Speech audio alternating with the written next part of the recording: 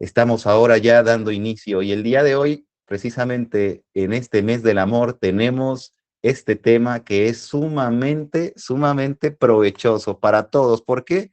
Porque díganme quién no ha llevado, ¿no?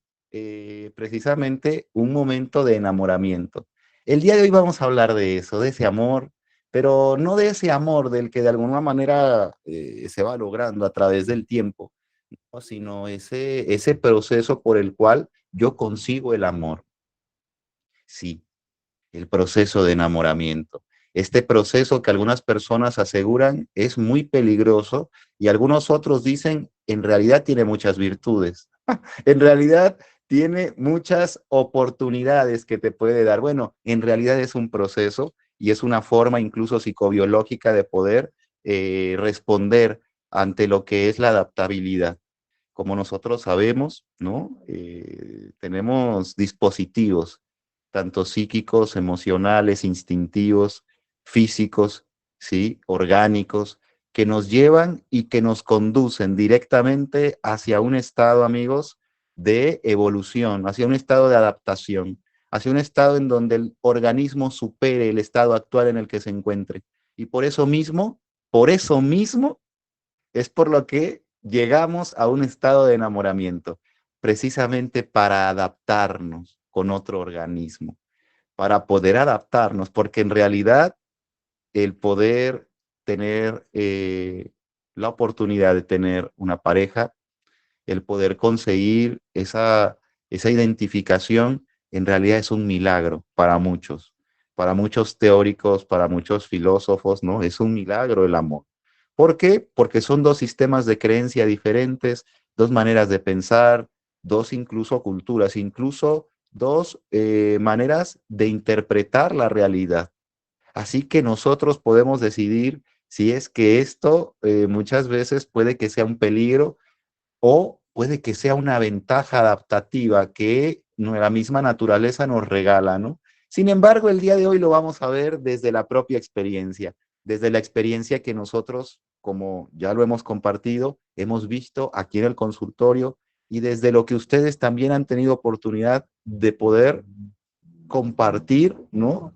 Con otro ser humano o bien poder escuchar, poder incluso recibir la experiencia de otra persona, ¿no? Desde ese tipo de momento experiencial es desde lo que el día de hoy vamos a compartir. Bueno, y tenemos, les digo amigos, este tema de ventajas y peligros. Ustedes creen que el enamorarse pueda llegar a ser un peligro? Es decir, en la actualidad, ¿qué también piensan que la podrían pasar en pareja, ¿no? O qué también piensan que la pueden pasar de solteros. ¿Qué también la he pasado yo de soltero? ¿Qué también le he pasado yo de pareja? ¿No? En su experiencia actual, ¿ustedes se han dado cuenta? ¿Ha habido posibles riesgos o peligros en el amor? ¿De qué manera? ¿De qué forma? ¿No? Dice por ahí mi buen Diego, pues solo si te enamoras de la persona equivocada. Obviamente, ¿no es cierto?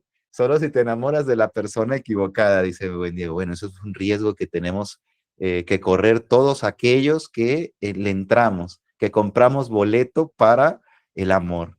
Y es que precisamente este es uno de los principales riesgos, que no sea aquella persona de la cual yo esperaba que fuera. Y eso me lleva muchas veces a decepcionarnos a todos, cualquier persona, no importa género, no importa condición, no importa edad, ¿no? Todos nos decepcionamos porque no es aquello que yo estaba esperando que fuera. Eh, ¿Qué tan peligroso ha sido el amor en mi experiencia personal? ¿Qué tan peligroso he visto? ¿Qué tan devastador he visto que ha sido, ¿no? No, pues la verdad es que a mi experiencia personal ha sido tal vez doloroso o tal vez ha sido algo que le he tenido que invertir muchísimo esfuerzo, ¿no? O tal vez ha sido algo de lo cual ya estoy tan decepcionado que ya no creo. Ya el enamorarme, pues es para tontos, ¿no? Ya simplemente ya lo veo desde una forma, desde una óptica mucho más real, mucho más cruda, y pues prácticamente tiene que ver con la mera satisfacción, ¿no? ¿Desde dónde entonces puedo yo observar que pueda tener peligros el amor? Fíjense amigos que, de acuerdo, por ahí a una encuesta que yo estaba hace un momento, hace unas horas estaba yo por ahí echándole un ojo al tema, haciendo mi tarea, como dicen, y estaba precisamente observando alguna nota, alguna estadística, algo que nos pueda también servir como un marco de referencia. Y se hablaba precisamente de una encuesta nacional de propósitos 2020. Fue realizada precisamente hace 3 años, ¿no? En el 2020, y esta fue por la firma estadística de Kantar, asegurando que el 13% de los mexicanos está decidido a encontrar una nueva pareja sentimental. Eso en el 2020, ¿no? Tal vez en medio de la pandemia, mucha gente pues estaba buscando ya lo que venga, ¿no es cierto? Y por ahí sirvió esa estadística. Bueno, pero no está muy lejos de la realidad. Muchos de nosotros, les digo, en todo momento, esta idea, este pensamiento de poder tener un ser humano a nuestro lado, de poder contar con un compañero, una compañera de vida y poder realizar esa esfera relacional, bueno, es algo natural en todos. Y muchos de nosotros lo estamos esperando ya desde hace tiempo. Algunos de nosotros sentimos que hemos elegido, encontrado ya a ese ser humano especial, pero algunos no. Y precisamente en medio de esa oportunidad estamos. Y para muchos incluso se convierte en una acción que comienza a ser obsesiva. Ya lo platicábamos en el tema por ahí que veíamos de esto será amor o será una obsesión, ¿no? Y precisamente hablamos de eso. Ya puede volverse incluso una figura obsesiva el estar detrás de una persona. Ya me puedo yo convertir en aquel sujeto que en lugar de estar buscando a esa oportunidad de realizarme, pues estoy tratando de llenar cierta necesidad por la cual mi compulsión, mi obsesión me está llevando a tratar de exigir incluso a esta persona, ¿no? A tratar de modificarle para que sea aquello que no es, para que sea aquello que yo siempre he querido que sea, pero que resultó que, ¿qué crees? No era, no era esa persona, ¿no es cierto? Bueno, pero aquí es donde vamos a entrar, amigos, en donde esta encuesta nos revela por ahí ciertas tendencias, porque hay una campaña que una aseguradora, les voy a dar el nombre de la aseguradora, esta aseguradora se llama Interprotection y es una aseguradora con más de 40 años de respaldo. Sacó una campaña después de esta respuesta que hubo pues de muchas personas, 13%, y es, o sea, es una cantidad bastante significativa, se los digo de corazón, estadísticamente hablando, ¿no? 13% de la población en México está buscando tener una relación sentimental. Entonces, esta campaña la hace una aseguradora y se llama Protege tu corazón, hashtag Protege tu corazón. ¿Es cierto?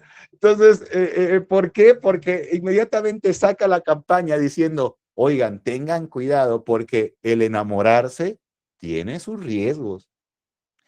Y fíjense lo que comienza a decir este estudio, porque este estudio fue realizado precisamente por esta aseguradora médica, ¿no? Dice, bueno, puede causarte algunos padecimientos orgánicos, físicos, ¿no? Miocardiopatía número uno, dice, ¿no? El famoso síndrome del corazón roto. La persona se lleva a un momento de tensión, el cual comienza a dejar estragos cardíacos severos en el sujeto y a descontrolar, a desequilibrar precisamente en ese aparato, ¿no? En esa zona cardíaca. Otro de los posibles desórdenes que te puede decir este estudio es precisamente que una persona que se enamora puede llegar a caer en un posible desorden obsesivo compulsivo.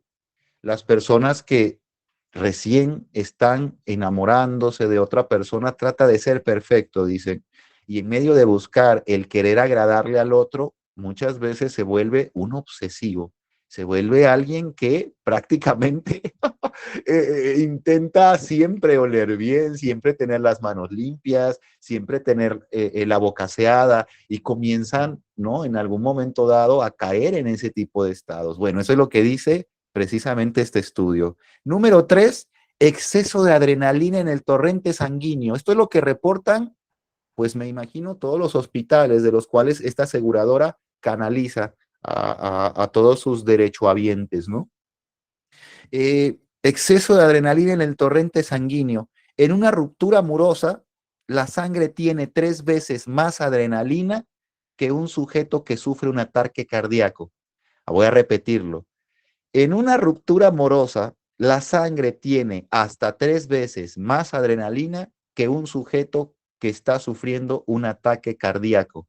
Quiere decir que en ese momento la descarga de adrenalina es tan poderosa, es tan severa, que literalmente podría causarte un infarto, ¿no? Literalmente podría llevarte al hospital el poder terminar o el sentirte con una relación concluida, ¿no? O terminada en ese momento. Por eso, amigos, esta aseguradora dice, con este estudio que ya realizó y que de alguna otra manera presentó, ya les decía, hace unos años, habla también del famoso, y que todos lo sabemos, ¿no? El estrés físico. Obviamente el cortisol hace de las suyas y comienza a causar pues todas las significantes este, síntomas, todos los síntomas muy significativos ya de lo que puede ser el estrés, ¿no? Ese estrés físico, como adormecimiento de los músculos, ¿no? Una persona que tiene constantemente irritación de todo lo que es el sistema gástrico, puede ser que el estómago, puede ser que el colon, puede ser que el esófago, ¿no? Es una persona que constantemente está padeciendo de esos temas y constantemente está descargando ahí ese estrés, porque es la zona donde suele descargarse de manera primaria en el cuerpo. Número 5 dice, fíjense cómo le sacaron 5, el top 5, ¿no? Sacó este estudio. Número 5, y bueno, pues muy significativo también, la pérdida de peso. Si el enamorarse te hace que tú cambies de peso, ya sea que aumentes o disminuyas. Y eso de alguna otra manera puede ser significativo en tu salud. Hay personas con el corazón roto que aseguran que no tienen apetito. Y eso los hace que entren en estados anémicos, eso los hace que obviamente entren en determinado tipo de incluso trastornos ya de alimentación, ¿no? Nosotros podemos observarlo aquí en consulta también y no solamente pues en los estudios de los hospitales como en este caso esta, esta aseguradora comparte, ¿no? Yo les puedo compartir, amigos, algo más observable, algo más tangible a quien consulta. Y les puedo compartir precisamente que el enamoramiento, ese amor romántico del que tanto hemos hablado, ¿no?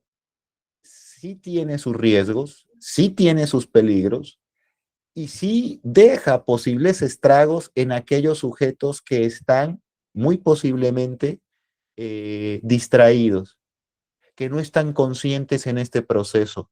Porque como ya les decía, el enamoramiento es un proceso adaptativo.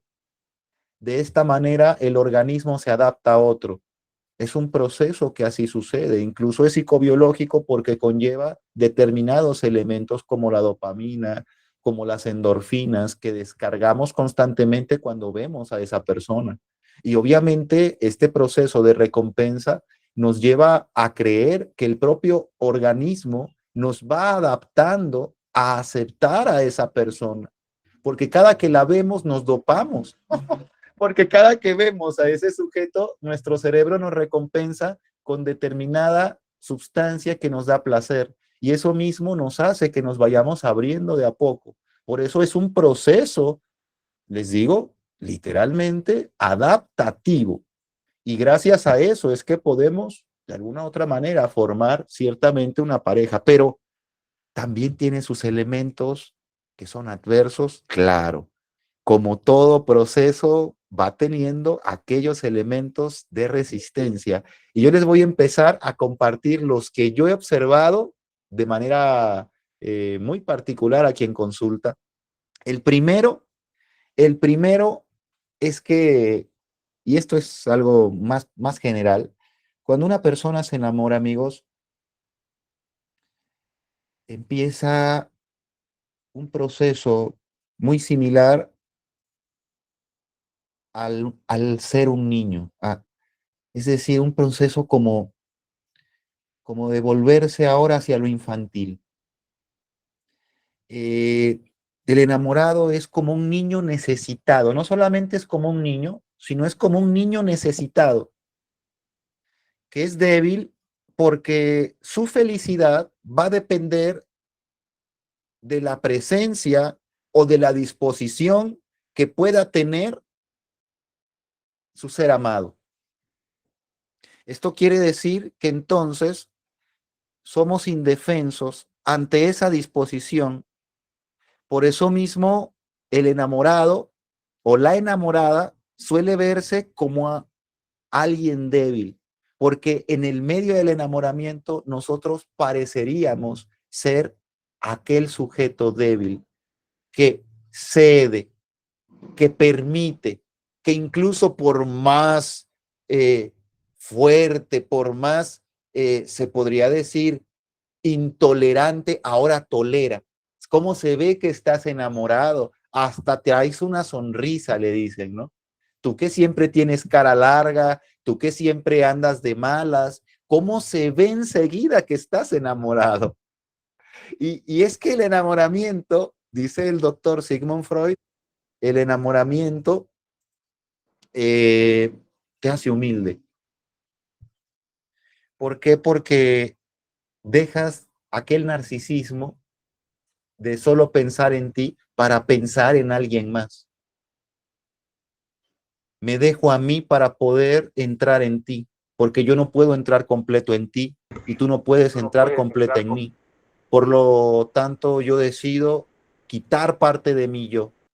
Y eso es un acto de humildad, dice el doctor Freud. ¿Por qué? Porque estamos literalmente recortándonos un pedazo para poder congeniar con el otro sujeto. Es por eso que este amor débil muchas veces, o esta postura débil del enamorado, mejor dicho, esta postura débil del enamorado se ve y inspira incluso textos, incluso grandes obras como la propia obra de Romeo y Julieta. Ahí se ve la debilidad del enamorado, ¿no? Enseguida se puede analizar ahí la debilidad del enamorado. Qué sencillo el poder quitarse la vida por ver que alguien que amabas ya no está. Qué débil para ese sujeto que de alguna otra manera puede observar esta ejecución, ¿no? Se podría decir, del arte teatral.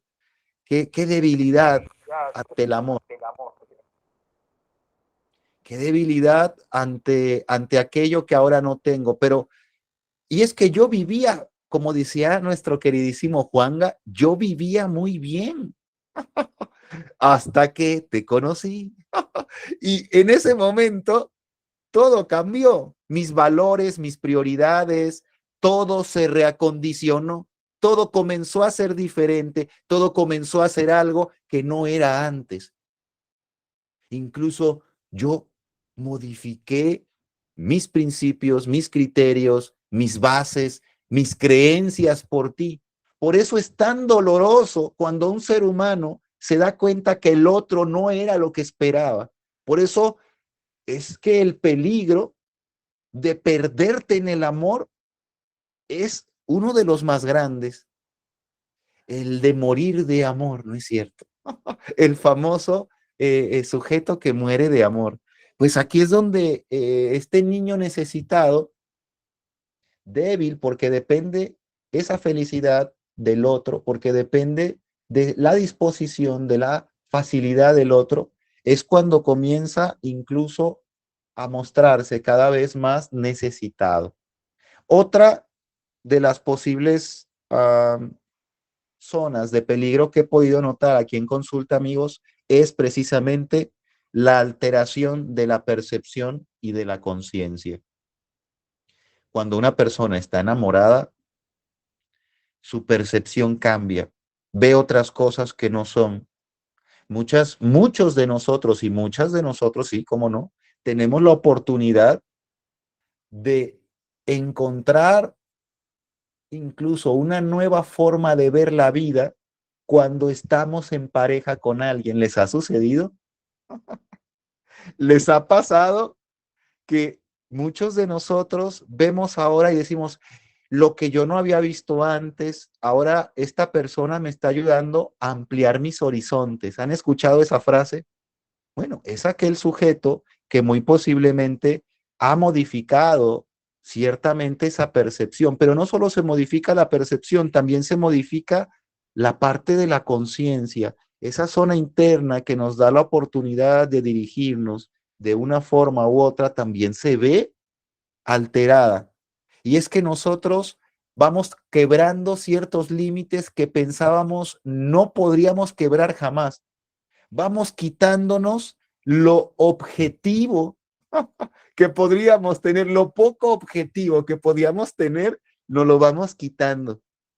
¿Por qué no lo vamos quitando? Porque obviamente el amor, el enamoramiento, es un acto que va en contra de la razón. El enamoramiento te hace hacer locuras, ¿sí? ¿Quién no ha hecho una locura de amor? ¿Qué clase de locuras de amor han hecho? Platíquenme. ¿Qué clase de locuras de amor les han hecho a ustedes? No, pues yo recuerdo, ¿no? Bueno, ahí nos damos cuenta enseguida que esto tiende a ser más irracional que lógico. Por lo tanto, esa zona que pone límite, que es la conciencia, se altera también, porque nos hace que nosotros rompamos ciertos límites y nos hace que vayamos más allá incluso. Nos hace que nosotros avancemos más allá de lo que a veces nosotros tenemos límite por llegar. Por eso muchas personas me dicen, o aquí en consulta lo he observado, yo no creí que llegaría hasta ahí, pero por esa persona lo hice, porque yo nunca lo había hecho, yo nunca había realizado, yo nunca había tenido, nunca había dicho, yo no era de esa manera, pero por esta persona yo llegué hasta ahí. Yo nunca había mentido, ¿no es cierto? Pero por esta persona, ahora hasta mitómano soy, ¿no? Entonces, cuando me doy cuenta, comienza a cambiar mucho mi yo, más de lo que incluso tendría por idea de que cambiaría con otra persona. Eh, Cuando nos damos cuenta de que hay locuras de amor, también nos damos cuenta que el amor tiene que ver con una frase que muchas personas repiten, y poetas y en canciones y en muchos lugares, es así como que Vox Populi o esta cultura general, el amor es ciego y sordo, ¿sale? Y es que precisamente cuando una persona está enamorada, se cierra, se, se inhibe. Incluso las personas a su alrededor le pueden estar diciendo, hey, que no te das cuenta, que, que no estás viendo y no ves, estás oyendo y no escuchas. Es decir, comienza entonces a vetar, comienza entonces a limitar ciertos aspectos que tienen que ver con aquello que percibo. Por eso les decía, la percepción se va modificando. eh, eh, eh, ya no se escucha claramente lo que antes podía tener esa persona. Ahora comienza incluso a dejarse llevar por ese sentimiento desbocado que muchas veces conlleva precisamente un estado, como les decía, un estado de dopaje real, en donde el sujeto está sobreexcitado y eso lo lleva a tomar decisiones impulsivas. Y esas decisiones lo terminan conduciendo a experiencias muchas veces adversas a lo que el sujeto esperaba, ¿no? ¿Por qué termina en la cárcel? por amor, porque decidió que ese sujeto que se dedicaba a determinada actividad delictiva, ¿no? Era el hombre o la mujer de su vida. Y por eso, pues le dijo, mira, llévale este paquetito a tal persona y yo te voy a amar más que antes. ¿Y qué creen que me agarraron? ¿No es cierto? Que me pescaron, ¿no? Y cuando te das cuenta de eso, así en prisión, porque les voy a ser sincero, hace algún tiempo yo tuve la oportunidad precisamente de ir a hacer a través de un programa determinadas acciones con personas que se encontraban en prisión. Entonces, escuché muchos relatos y muchos de ellos tenían que ver con esto. Muchos relatos de mujeres, sobre todo, tenían que ver con este tema, ¿no? ¿Hasta dónde puedo yo cegarme ante lo que todo el mundo decía? Ese es un delincuente o esa persona se dedica a algo que no es bueno. ¿Hasta dónde puedo llegar yo? A no ver la realidad, a no escuchar lo que los demás me están diciendo, porque muchas de estas personas comparten, había gente que me lo advertía, había banderas rojas que ondeaban a mi alrededor y que creen que no les hacía caso. Y es que no es que sea yo, es que es precisamente el estado en el que me encuentro. Es un estado alterado de conciencia, es un estado fuera de mi realidad, es un estado en el que comienzo a ser mucho más apegado a lo que mi impulso, a lo que mi necesidad en ese momento me pueda llevar. Por eso también otro de las zonas de posible riesgo psicoemocional que podemos observar, número 3, aquí en consulta, es precisamente un autoconcepto devaluado. La persona que le entra a enamorarse se entrega. Muchas veces se descubre, se desnuda en cuerpo y alma.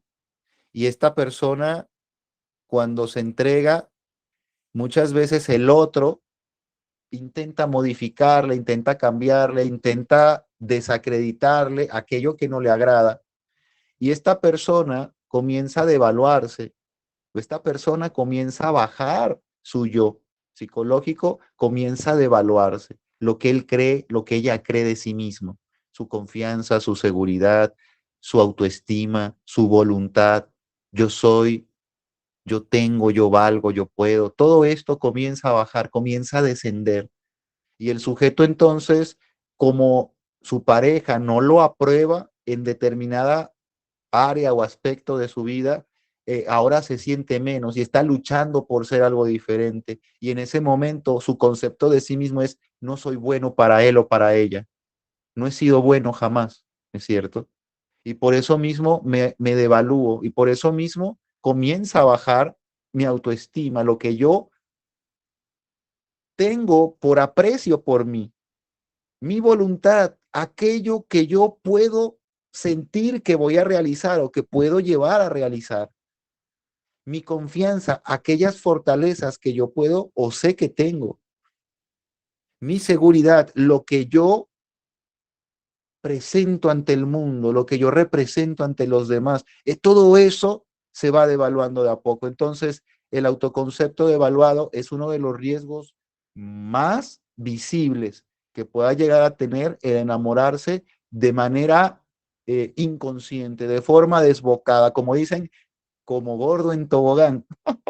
Literalmente me fui como gordo en tobogán, ¿no es cierto? Quiere decir que no tuve literal ningún tipo de límite. Me entregué por completo, me fui, me di por completo, ¿sale? Eh, Aquí es donde muchos de nosotros vamos modificando nuestros conceptos, nuestras ideas. Es que yo no, es que yo ahora creo lo que esta persona me ha invitado a creer, ¿no? Ya modifiqué mi concepto de lo que es la vida, la muerte, el amor. Ahora los dos meditamos, ahora los dos hacemos yoga en las mañanas, ahora los dos tenemos determinadas actividades y esto me ha llevado a, de alguna u otra manera, también intentar ser mejor persona, porque esa persona me ha llevado a intentar ser mejor. Pero muchas veces detrás de esto lo que hay es una búsqueda constante de querer ser suficiente para el otro. a veces nos perdemos en eso, ¿no?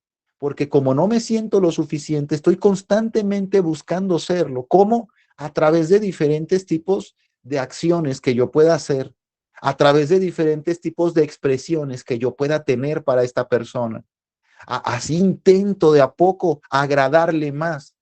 Y es por eso que mi autoconcepto bajo me lleva a autoexigirme, porque como siento que no soy, me lleva a exigirme y entro ahora en una neurosis, en una zona compulsiva de querer agradarle a esta persona. A veces entro en ser servilista, tratar de servirle en todo, cubrirle todas sus necesidades. A veces puedo entrar en obsesionarme con la persona, en que de alguna otra manera es mi todo y si está contento, estoy contenta o estoy contento si ella o él está contento. Es decir, tengo seguridad si la persona está a mi lado, me siento tranquilo, si sé y se comunica conmigo frecuentemente, si sé de él o de ella. Entonces comienza de a poquito lo que va a formarse en una futura codependencia, ¿no?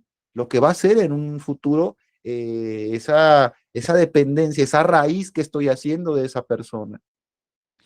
Ahí es donde muchos de nosotros caemos y cuando nos damos cuenta es muy difícil salir de ahí. Número 4, otra de las posibles zonas de riesgo. Ustedes dicen, oigan, después de escuchar esto ya no le voy a entrar, ¿no? No se preocupen porque también hay cosas maravillosas. Diría nuestra querida Lolita Ayala, también tenemos información amable, ¿no? También tenemos, pero vamos increciendo. Dice Alma, el amor no es bueno porque destruye tu autoestima.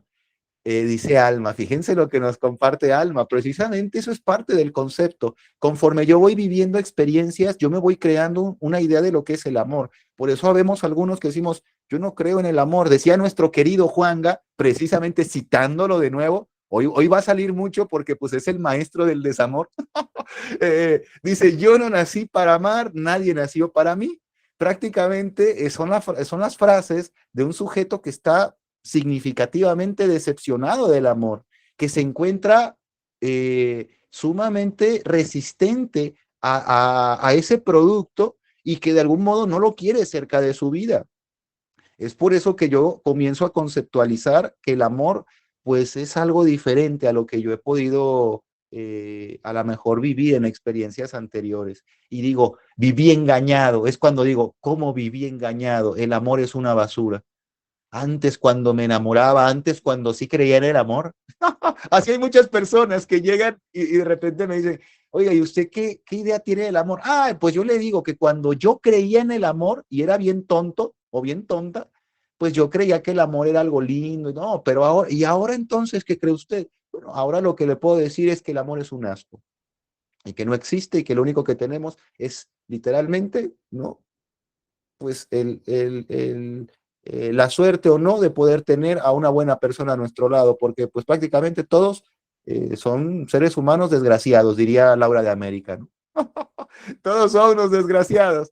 Entonces, cuando te das cuenta, este tipo de conceptos, de ideas, tiene que ver con mi experiencia. ¿Es algo malo? ¿O yo soy malo al creer eso? No, simplemente tiene que ver con lo que he vivido, tiene que ver con lo que he experimentado, con lo que la misma vida me ha venido enseñando. Y yo a veces de manera acertada o a veces de forma equivocada, he conceptualizado esto.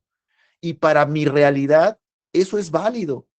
Es válido que el amor apeste, es válido que el enamorarse es algo de tontos, es válido. ¿Por qué? Porque desde mi experiencia así lo he comprobado. No quiere decir que la persona que sienta que tiene al amor de su vida y se siente feliz y satisfecho, no viva una realidad satisfactoria y sea alguien que finja. En su realidad, ese sujeto también encontró posiblemente el amor, porque cada uno de nosotros va construyendo su propia realidad, como ya lo hemos venido incluso analizando cada una de nuestras diferentes sesiones, amigos, desde la propia experiencia. Desde ahí la vamos construyendo, desde ahí vamos formando nuestra propia realidad. Por eso para algunos el amor es algo trágico y para otros el amor es digno de inspiración. ¿Sale? Algo de lo que yo he podido observar, número 5, como posible riesgo de enamorarse, es que el sujeto que se enamora frecuentemente y fracasa en ese proceso de enamorarse, como ya vimos que es un proceso de adaptación, no logra adaptarse, se frustra. Es lo primero que sucede, se frustra. Y lo primero que pasa es que llega la parte del cinismo, de la frialdad, aquel sujeto que se vuelve cínico ante el amor. Ah, el amor no existe. Tú, tú sigues viviendo en un sueño, amiga, sigues viviendo en un sueño, porque el amor no existe.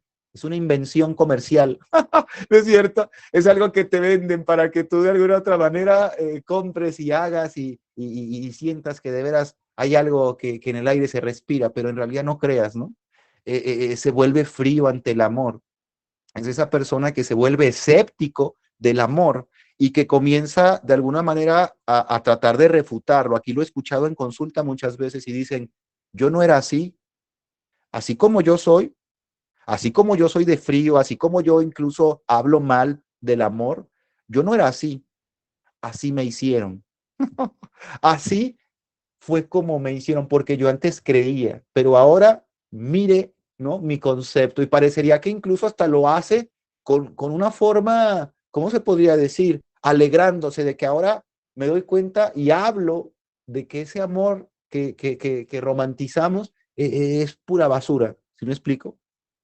Esa parte cínica o fría del amor es algo que va quedando de forma residual cada vez que yo voy sintiendo que no he tenido éxito en el amor, ¿sale? Me he vuelto frío, me he vuelto alguien incrédulo, ya no soy espontáneo y el amor tiene que ver con esa espontaneidad. Y ahora soy rutinario, incluso si hay alguien que me interesa, entro en un modus rutina para poder caerle bien a alguien. Pues si se acerca y si no, no crean que yo de verdad necesito, ¿eh? Entonces, mi modus me lleva a que yo de alguna otra manera a veces tenga o no contacto con las personas y muchas veces este cinismo, esta frialdad me lleva a que yo me aleje, me lleva a que yo me refugie en mí, ¿sale? Porque me doy cuenta que hay quien sí tiene éxito en el amor y eso me enfada, me duele, me lastima el ver que hay sujetos que sí puedan tener éxito. Número 6, amigos, falta de autocuidado. Obviamente, al enamorarme, puedo que me abandone, puedo que me pierda en la otra persona y de algún modo, si el otro no me llega a corresponder, imagínense aquel sujeto que entrega todo, que da todo, incluso hasta da su propio autocuidado, o sea, ya ni se preocupa por él, ya toda su energía está enfocada en el otro sujeto y de repente el otro sujeto le dice, pues, ¿qué crees? Creo que siempre no, dice mi mamá que siempre no. ¿No es cierto? Imagínense la frustración de ese sujeto que de algún modo se lleva a entregar todo, pero ya hemos analizado anteriormente que muchas veces aquel sujeto que entrega todo es porque también muy en el fondo, muy dentro de este sujeto, también pretende obtener algo, ¿no? También está entregando todo como una forma de llamar esa atención y decir, hey, yo necesito también. Yo también necesito que me des de esta forma, yo también necesito que me des a manos llenas. Es por eso que te estoy entregando todo, que no te das cuenta, que no ves que estoy dando todo de mí, puesto que estoy necesitadísimo también. ¿Es cierto? Entonces, por eso esta falta de autocuidado es algo que es muy natural en aquellos que tenemos cierta necesidad. Entonces, me dejo a mí, me descuido a mí, ya ni como, ya ni veo por mí con tal de estar atento a la necesidad de mi pareja. Y cuando me doy cuenta, yo ya soy el que padezco esa desatención porque mi pareja tal vez está atenta también a su necesidad, tiene familia, tiene determinadas actividades, trabajo y obviamente pues una vida. Pero yo, como ya no veo por mí y posiblemente eso me hace que yo no me esté prestando atención, me siento carente, entro en deuda conmigo mismo. Como dice la canción, ¿no? Te he dado todo lo que tengo hasta quedar en deuda conmigo mismo, ¿no? Me parece que es de Franco De Vita esa canción. Dice, me quedé en deuda conmigo porque di hasta más de lo que pude haber tenido, entonces, por lo tanto, ¿qué crees? Estoy vacío. Y te digo, mi hermano, que después de ese vacío no vas a seguir dando, porque ¿qué vas a dar? Pues vacío, porque una persona da lo que tiene. Por lo tanto, lo único que vas a estar dando es desgracia, es vacío, es soledad, es frustración. Por eso aquel sujeto que llega vacío a una relación, a una nueva relación, lo primero que ve es, uy, me alejo de esta persona, ¿no? Porque ya me di cuenta que detrás de esta pequeña sonrisa hay un hombre, una mujer muy frustrada con el amor, con la vida. ¿Por qué? Porque no le ha tenido oportunidad. Y entonces es la forma en la que yo respondo. Porque de alguna manera me está enseñando a través de su pérdida de cuidado de sí mismo y de toda esa sobreatención hacia mí, que en realidad lo que está intentando es llenarse conmigo. Ya desde aquí yo tengo que ver los ojos, porque esa persona se está dejando a sí misma por mí. Oye, yo digo, no, pues es que me ama o está entregado, está entregada. No, mi hermano, no, amiga, no está entregado. Ese sujeto tiene una gran necesidad que está intentando compensar a través de ti también. Y por eso mismo está llevándose a un límite que tal vez ni siquiera él sabía que tenía y estén dando todo, ¿no es cierto? Y está abierto a que tú de alguna manera le puedas dar un poco o todo, ¿no es cierto? También de ti. Sería feliz si le dieras todo. Ahí es donde surge también esa parte dependiente, ¿no? Te doy todo y el otro te entrego todo. Entonces tú dices, ay, qué bonita pareja, se dan todo de todo. Bueno, qué maravilla, pero en realidad quiere decir que no están en ellos mismos, su yo psicológico no está en ellos, están desfasados, estoy en el otro. Y eso me hace que yo no esté atento a mí, a mis necesidades, a mis oportunidades, a mi realización. Estoy simplemente en la realización del otro. Prácticamente no te va a dejar nada bueno, ¿sale? Número 7, amigos. Número 7 y clásico, riesgo natural de los que todos posiblemente hemos pasado en algún momento por enamorarnos, el dolor, el sufrimiento, la decepción, la pérdida de mi ideal. Me doy cuenta que no era lo que yo imaginé. Al principio era tan perfecto o tan perfecta, era tan atento, era tan detallista, tan amable, era tan accesible, me hablaba tanto de él o de ella, podías platicar cualquier cosa con él o con ella. Podías preguntarle cualquier cosa y él me hablaba de su pasado, de cuando niño, era una persona tan fácil de tratar y ahora se ha vuelto incluso mi enemiga o mi enemigo. Ahora se ha vuelto un sujeto insoportable, porque yo así he escuchado, alguien con el que ya no puedo, con la que ya no puedo, ni tolero estar. ¿Qué sucede entonces con estas parejas que pasan determinado tiempo y comienzan a decepcionarse, comienzan a frustrarse, incluso a sufrir por estar al lado de esta persona? No solamente ya no obtienen esa dicha, esa satisfacción de estar al lado de esta persona, ya se sienten decepcionados y al mismo tiempo están sufriendo por estar ahí. Obviamente, esto lleva a una persona a inmediatamente sentir una resistencia ante su pareja y comienza a resistirle, comienza a ver lo oscuro, su sombra, dice Jung, lo negativo, lo adverso, lo que en su momento pueda tener como posible defecto. Ahí sí ya lo comienzo a mirar, porque ya miro aquello que de alguna otra manera antes no miraba porque o estaba dopado a través de el proceso de enamoramiento, de recompensa que mi cerebro me da cada vez que yo lo veía o yo la veía, y ahora ya no me sigue recompensando porque es un proceso que dura alrededor de 2 años, a veces menos, a veces un poco más, dependiendo. A veces una persona se da cuenta enseguida que esa persona ya no le llena y lo que es en ese momento no es parte de lo que había pensado tener como pareja. Y dice, pero esta persona, ¿por qué hago al lado de esta persona? ¿Qué hago al lado de un hombre o de una mujer así? Este no es el hombre o la mujer que yo pensé tener a mi lado, ¿no? Me doy cuenta que no era lo que yo imaginé. Obviamente, ahora es alguien que es un monstruo, incluso va en contra de mis ideales, va en contra de mis principios. ¿Cómo fue que en algún momento me enamoré de esta persona? Y yo te digo, pues es que estabas dopado.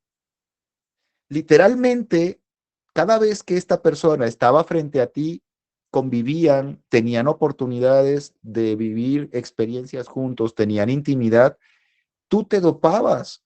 Obviamente eso te modificaba tu realidad, te hacía pasar por alto sus defectos y de alguna otra manera estabas reforzando el ideal que podías tener de una pareja. Le atribuías. ¿Qué es idealizar, amigos? Idealizar es por necesidad.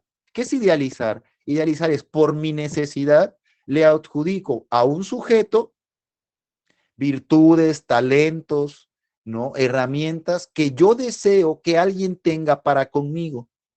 Por necesidad lo hago. Entonces, si mi necesidad es grande, estoy dopado y aparte necesitado, este sujeto parece Luis Miguel, ¿no es cierto? Este sujeto se ve impresionante, este sujeto se ve tan reluciente, tan imponente y tan prácticamente deseable que sería un torpe, una torpe si no me caso en los próximos meses con él o con ella. Por eso hay personas que cuando de repente nos acercamos a alguien, comenzamos a ver virtudes, comenzamos a ver talentos, comenzamos a ver en esa persona elementos que decimos de aquí soy. Y muchos de esos elementos, amigos, ¿qué creen? Son ficticios, son postizos, son elementos que son creados por mi propia percepción. Por eso mucha gente baja precisamente de este estado de enamoramiento y se da cuenta de que esa persona que le había puesto un altar ahora comienza a caerse precisamente desde ese altar, comienza a mostrar su verdad, su verdadero yo, y la otra persona dice, ay, era tan lindo, era tan hermoso, era tan bello y maravilloso, o era tan dulce, era tan hacendosa. No es cierto, nunca lo fue. Tú lo imaginabas porque lo necesitabas. Aparte estabas dopado, literalmente. Entonces, obviamente, pues era una jugarreta, ¿no? Por eso el idealizar, amigos, es depositar en una persona ese tipo de características que yo necesito, que él tenga para que sea mi pareja. Así no las tenga. Y con que tenga una, con eso ya, con que coincida con una pequeña fracción de mi ideal, con eso ya es suficiente para que yo me agarre, me aferre y jamás le deje. Y ahí me quede. Muchos de nosotros así hemos vivido por años, simplemente agarrados de una pequeña zona que nos hace creer que ese sujeto va a cambiar, que nos hace creer que ese sujeto realmente es aquella o aquel que nosotros vamos a tener como compañero o compañera de vida, pero la misma vida, las mismas experiencias nos han dado una y otra vez una firme realidad de que tal vez no sea, pero yo sigo idealizando porque en algo sigo llenando o me estoy recompensando porque en algo ese sujeto sí cumple con ese ideal, ¿no es cierto? Eh, Dice por ahí un meme, ¿no? ¿Cómo no me vas a gustar con todas esas virtudes que yo te inventé? ¿Cómo no me vas a gustar con todos esos talentos que yo te diseñé? ¿Cómo no me vas a gustar con este disfraz que yo te puse de hombre o de mujer perfecta? ¿Cómo no me vas a gustar? Yo lo acondicioné para ti. Mi ilusión lo tejió con hilos finos de deseo. ¿Ah? Y comenzó a confeccionarlo, ¿no? Con esa gran necesidad de encaje. Y ahí vestí al sujeto, ¿no es cierto? Ahí lo vestí. Y cuando lo vestí, para poder quitarle ese traje, uf, me va a costar muchísimo en cuanto a la parte de poder llenarme a mí. Porque cuando idealizo al sujeto, quiere decir que en ese sujeto encontré a alguien que pueda llenarme. Por eso el que idealiza no entra en amor real, entra en un amor por necesidad, porque en ese sujeto encontró aquello que necesita y ahora por eso mismo se vuelve o dependiente obsesivo o una persona que está constantemente exigiéndole ahora de forma neurótica que le den, que le den, que le den y se vuelve ahora ese ogro, dame por favor, porque si no me desquicio, ¿no es cierto? Y ahí se encuentra precisamente el otro extremo, el del neurótico, ese neurótico obsesivo que comienza a pedir su alimento y que está ahí, y que ahora hasta restringe, a mí nada más me vas a dar a mí, así que a nadie más, así que no ves ni a tu familia y quiere que tú descargues todo en él. Entonces, por eso mismo, aquí es donde de algún modo el sujeto se vuelve incluso un manipulador.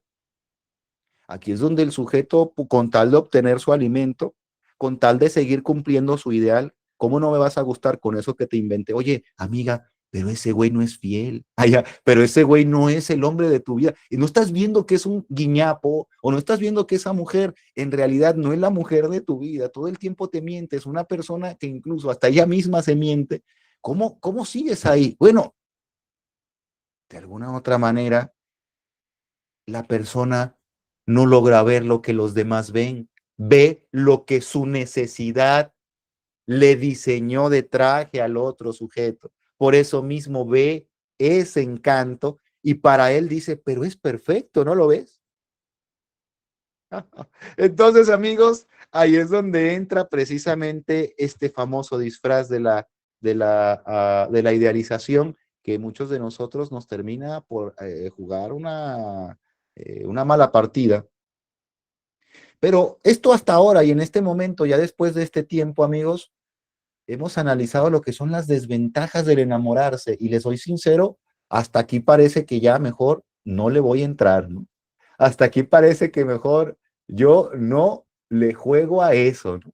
Pero déjenme decirles que el enamorarse, tal como les mencionaba en un principio, es un proceso, e incluso es un proceso psicobiológico, es decir, el mismo organismo también está cooperando, haciendo lo suyo para que tú te enamores. Y como es un proceso adaptativo de alguna otra manera, pues también va a tener sus ventajas, como todo proceso que te lleva a la adaptación y a la superación del estado. Entonces, el enamorarse, ustedes se preguntarán y preguntarán entonces, ¿tendrá sus ventajas? Y yo les pregunto, ¿ustedes han visto ventajas de aquel enamorado? De aquel enamorado que ya lo vimos que tiene apariencia de ese niño necesitado, de ese débil, de ese aquel que está incluso en una realidad diferente, está como distraído de la realidad, que se encuentra fuera de, que puede llegar a cambiar por un momento como si fuera un papalote al aire, ¿es cierto? Ya vimos ese sujeto. Bueno, ¿será que tenga sus ventajas el enamorarse?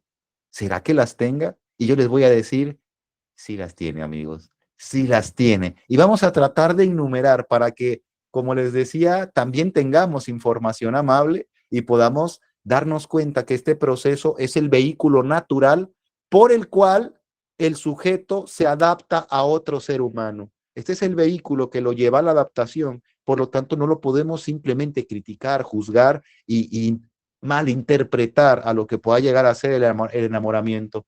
También tiene sus virtudes, también tiene sus oportunidades y también tiene sus ventajas. Fíjense que no es nada sencillo que, como les decía, dos seres humanos puedan unirse y el enamoramiento es ese proceso por el cual nosotros vamos creando un momento de adaptación, incluso de posible empatía con el otro. Al enamorarte, tú centras muchas veces eh, tu atención en la virtud del otro. Como les decía, pasas por alto sus errores, sus dificultades, pasas por alto sus deficiencias, pasas por alto que sea una persona que incluso vaya posiblemente en contra de lo que tú estabas esperando, lo pasas por alto. ¿Por qué? Porque estás en ese proceso. Y lo único que ves a veces es esa virtud que pueda tener. Entonces, tiene una ventaja, sí, el enamorarme me hace darme cuenta de las virtudes y de la satisfacción que el otro me deja. Me hace enfocarme más en esa parte bella, en esa parte de calidad del otro. Me hace, como les decía, ser más humilde, tal como lo menciona el doctor Sigmund Freud, pero también, como lo menciono yo, te hace ser más flexible, te hace que tú te permitas más. El sujeto que está enamorado se permite más que el que no lo está. porque el que está enamorado está fuera de una razón, está en una sin razón. El amor es una sin razón. Por eso mismo puede llegar con un mariachi y cantarte una canción porque se siente emocionado de tenerte ahí, o bien puede llegar, ¿no? De alguna manera a los determinados días a ponerte un anillo en el dedo y ofrecerte matrimonio. O sea, ese tipo de acciones, ¿no? Por eso, de alguna manera, porque se descubre enseguida la virtud del otro. Entonces, el que está enamorado se vuelve más humilde por un lado y por otro lado puede ver la humildad del otro. Es algo maravilloso, amigos, y eso es lo que de algún modo también tiene como ventaja el que yo sea más flexible, el que yo rompa mi encuadre. Muchas personas dicen, esta pareja me liberó o ha sido liberadora para mí. Bueno, qué maravilla, porque yo tenía tanta represión, porque yo creía que los hombres todos eran unos desgraciados, o yo creía que las mujeres siempre te iban a ver la cara o siempre iban a estar tratando de sacarte ventaja o que solo te iban a ver por la economía o yo pensaba eso hasta que conocí a esta persona y yo me di cuenta en sí de lo que de algún modo era eh, el poderme enamorar de alguien, el vivir de esta forma, ¿no? Entonces, eso me hizo creer de nuevo. Hay muchas personas que de ser escépticos conocieron a una persona que los llevó de nuevo a creer en el amor, de nuevo a creer en que precisamente vale la pena hacer flexible de aquello que era antes rígido e inflexible ya. ¿Sí? Cuando yo me enamoro, regreso a ser niño, ya lo veíamos, pero no solamente ese niño débil o ese niño impulsivo, eh, ese niño débil, no, sino también la otra ventaja del ser niño, porque el ser niño tiene sus ventajas. No solamente tiene deficiencias, el ser pueril no solamente tiene sus deficiencias, también puedes encontrar, en todos lados podemos encontrar la belleza. Y en el ser niños también, porque el niño puede ver la magia, el niño puede descubrir lo oculto del otro. El niño es simple, el niño no se viene con ningún tipo de confusión. Por eso el enamorado muchas veces termina por ser más simple para él el poderse entregar, el poder dar, el poder compartir. Ya no es tan elaborado. El que está enamorado realmente no piensa y solo da. El que realmente está enamorado, como un niño llega y te comparte su paleta, este hace lo mismo, sin ningún afán, sin obtener nada, con una sonrisa en los labios, porque está enamorado. Y el solo hecho de darte le hace sentir satisfacción. Y eso es un acto maravilloso de poder entrar también en esa necesidad de los otros, de los demás. Eso me hace el ser niño, el poder también ser alguien que de alguna otra manera veo la magia del otro, no solamente la magia del mundo, no solamente la espontaneidad, las sonrisas que me salen de forma natural, sino también esa magia del mundo que me rodea y del otro, de aquel sujeto que está frente a mí. Por eso el enamorado literalmente ve como si fuera un fan a su amor. Te idolatro, te veo como si yo fuera tu fan, te pongo tu veladorcita, ¿no? ¿Por qué? Porque de alguna otra manera puedo ver tu magia, como ese niño que puede observar la magia detrás de incluso determinada acción que para un adulto ya es simple, que para un adulto ya se le quitó esa espontaneidad, ya no tiene, ya lo ve de una manera más calculadora y más lógica, el niño lo sigue viendo con esa magia, el enamorado lo ve así. Otra de las cosas que puedo ver como ventaja en aquel enamorado, amigos, es que comienza a repriorizar, comienza de a poco a mover sus prioridades, comienza de poco a mover sus valores por el mundo, por sus creencias e incluso por las personas. Comienzo a valorar, me enamoré de alguien que era una persona que le gustaba el rock y a mí me encanta la música clásica. Yo juré jamás salir con alguien que le gustaba el rock, pero ¿tú crees que ahora ya escucho rock and roll? Ahora ya cuando me doy cuenta me encanta y hasta me pongo mi playera de mi banda favorita. Esto me dio la oportunidad de que yo repriorizara, de que yo moviera mis reglas, de que yo recalculara lo que puede ser incluso mi ruta de vida, incluso aquellas satisfacciones en esa ruta de vida. Yo repriorizo. Yo me doy cuenta que ahora esta persona me enseñó que lo importante no es acumular dinero, sino es disfrutar de la oportunidad de tener a una persona a tu lado. ¿Y qué crees? A partir de ese momento vendí mi empresa y me dediqué con mi pareja a viajar y empezamos a hacerlo.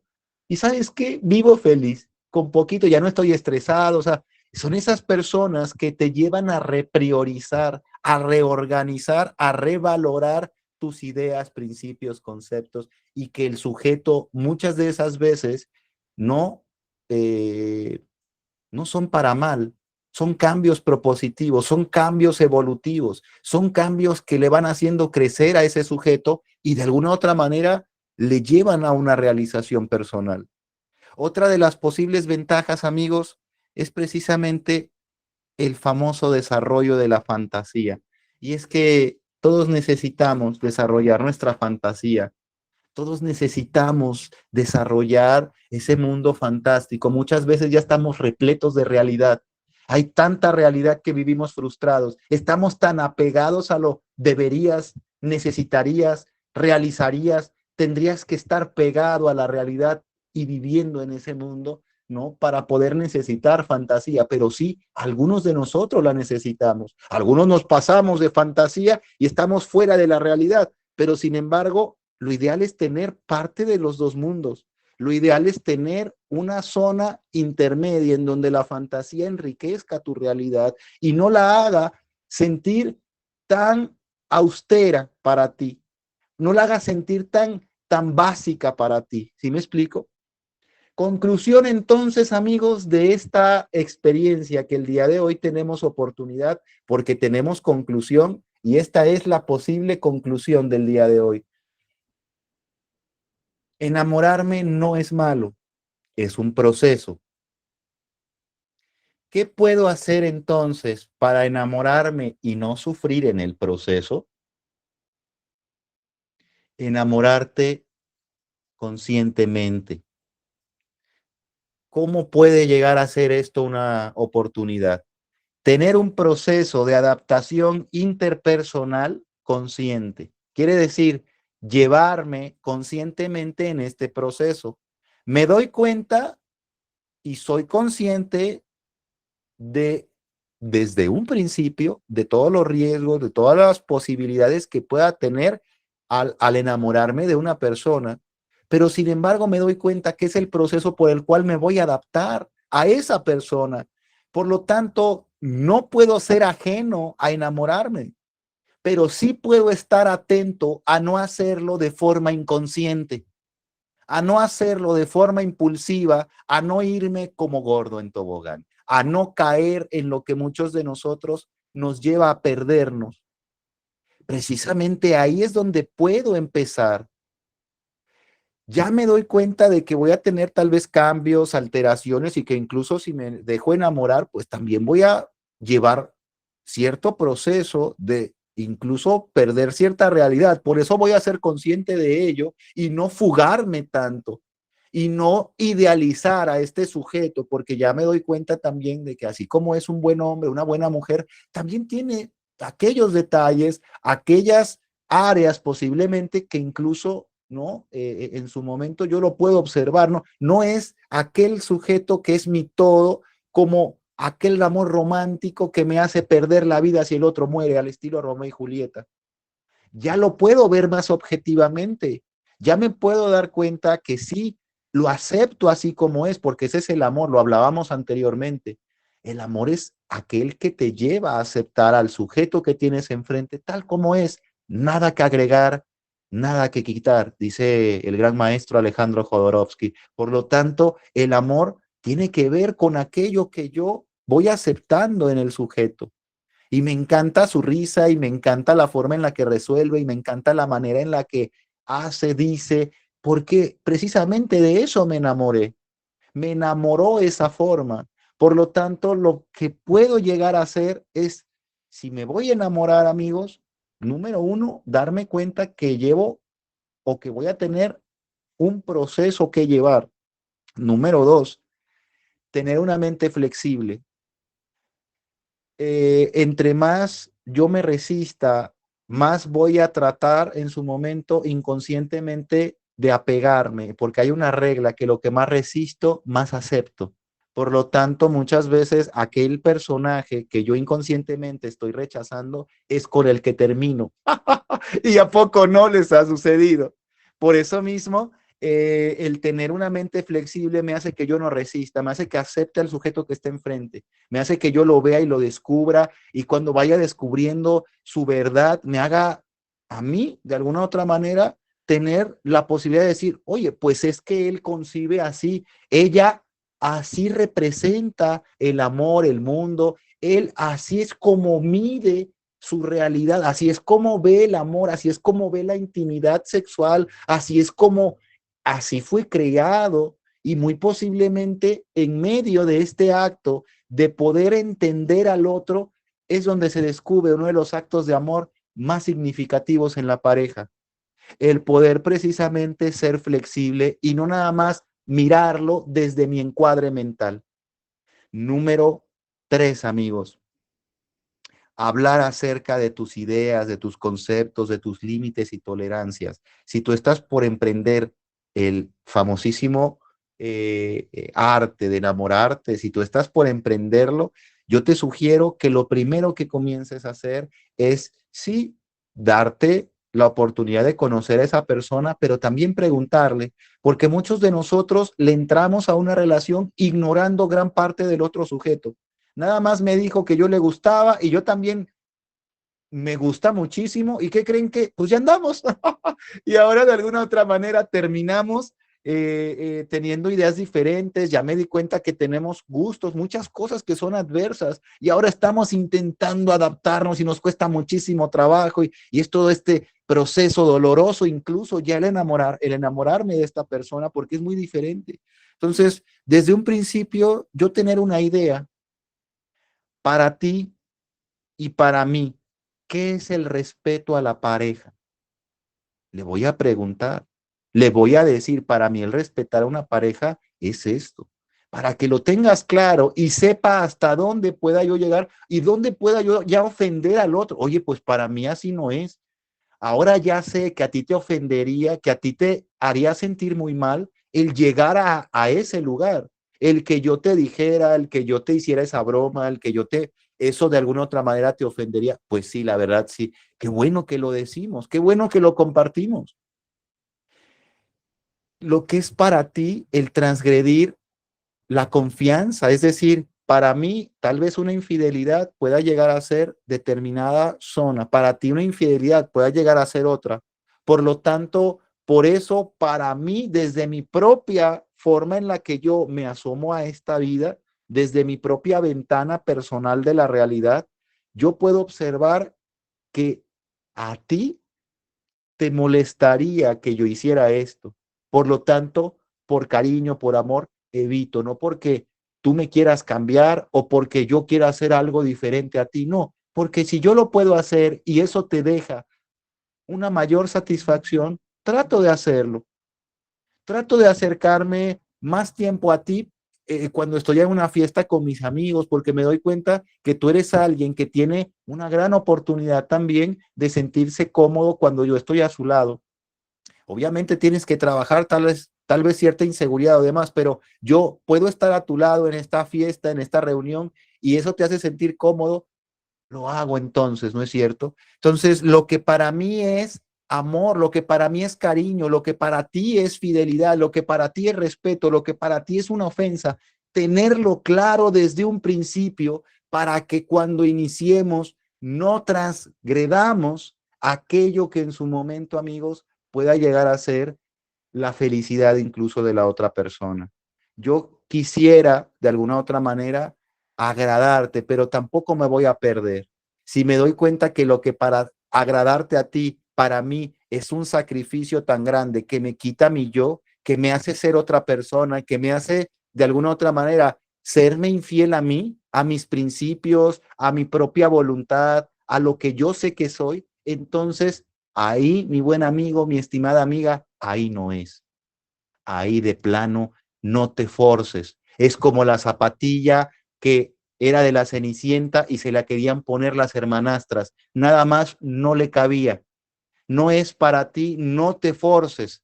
No te lleves a un grado incluso de represión por el solo hecho de estar con un ser humano a deformar tu yo. Sé fiel a ti, intenta hacerlo y verás la oportunidad que tienes para poder encontrar a un ser humano.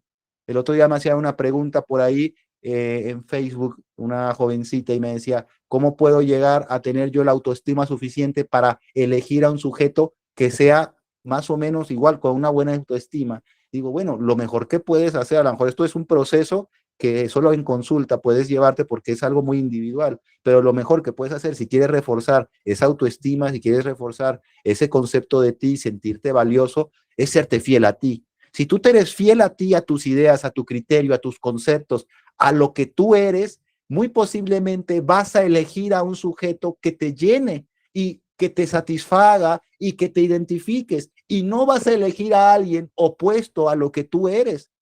No vas a elegir a alguien por moda. No vas a elegir a alguien por quedar bien con los demás. No vas a elegir a alguien que prácticamente sea lo que mi madre, mi padre o mi familia quiere que yo tenga.